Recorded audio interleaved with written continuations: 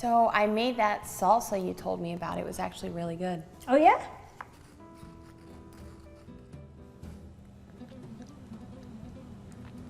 You know, talking about food, I was just reading here about beans, and it saying even though they're healthy and low cost, people aren't feeding them to their families. Really, why? They don't know how to cook them. Well, you know, that's exactly how I used to be. Then I found out that they're loaded in antioxidants, they're low in fat, they're high in protein, and they're actually really filling. So when I found all that out, Grandma started sharing with me some of her recipes and tips for cooking them. Yeah, you know, I have some bean recipes I don't think you've tried yet. I made this Tuscan bean salad and a lentil spinach saute. We should share. I make an amazing Caribbean pink bean dish and also a great black bean brownie. Black bean brownies. Mom, the black bean brownies are a great way to give the kids beans without them ever knowing they're eating beans. And they're good for them too because we take out the oil and we take out the eggs, and I use the pureed black beans instead, so it's a really healthy, delicious snack for them. Low in fat, low in cholesterol. Let's take a few minutes and share with others more about these recipes and how they can make them. The first dish that I made was the Tuscan bean salad, and that's one of my family's favorite dishes. It's easy to make. I use canned chickpeas, or garbanzo beans they're also called, and I used canned tomatoes, but you could also use fresh tomatoes. And it's just a quick, light recipe. I make it with the kids. We have it for appetizer sometimes, or just a snack, or along with our dinner.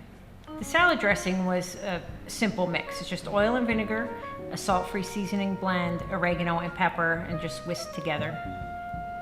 After washing my hands and draining and rinsing the garbanzo beans, I mixed them with the tomatoes and then poured the dressing over top and just gently tossed them to evenly coat the dressing on the beans and the tomatoes.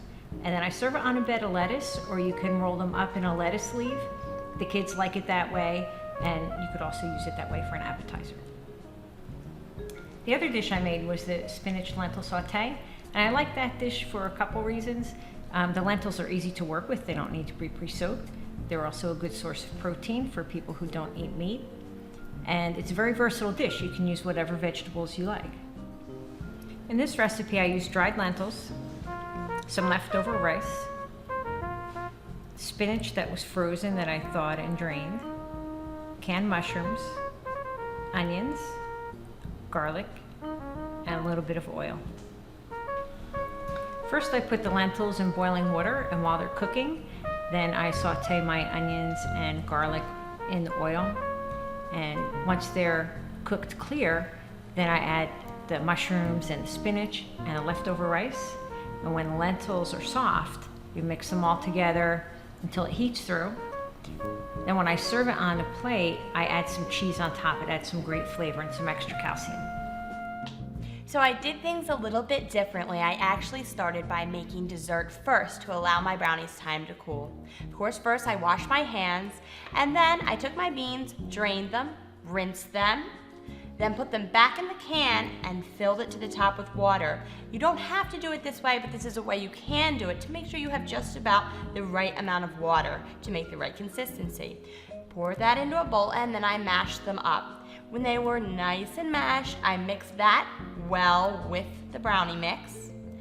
After greasing my pan, poured it into the pan, set the oven at 325, and baked for about 35 minutes.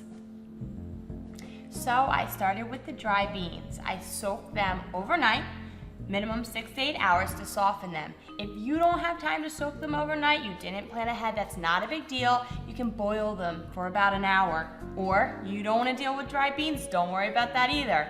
Do canned. So once the beans are ready, you add the rest of the ingredients in.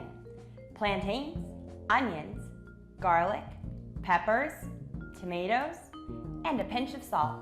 Serve it warm, you'll love it. Beans are a crossover food. You can count them as a low-fat protein or as a vegetable. Beans come in many shapes and sizes, and they're a colorful addition to any meal. For more bean recipes and other healthy eating tips, go to Snap Ed for Me.